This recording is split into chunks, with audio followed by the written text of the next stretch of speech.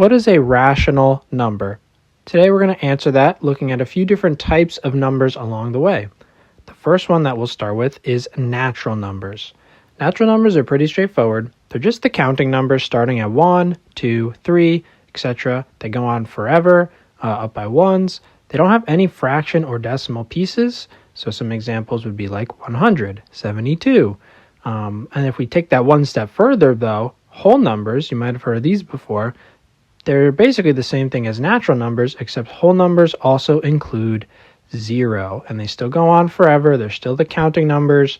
They still don't have a fraction or decimal piece. All the natural numbers are also whole numbers, and whole number also could be 0. So it's 0 and the counting numbers like 85, 67, those could be examples of whole numbers. If we zoom that out one step further, now we're looking at integers. And integers, again, contain all the whole numbers, contain all the natural numbers, but integers now go into the negatives. So -2, -1, those are also examples of integers, while also still including positive whole numbers, positive natural numbers. Those are also examples of integers like -35 or +21, anything without a fraction or decimal piece. But if we zoom that out one step further, now we're looking at rational numbers. And rational numbers include all of the integers, all the whole numbers, all the natural numbers, right? So it's all the positive and negative and 0 counting numbers.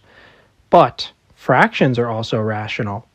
2 of the 3 types of decimals we talked about in the last video are also rational. Terminating decimals like 0.5.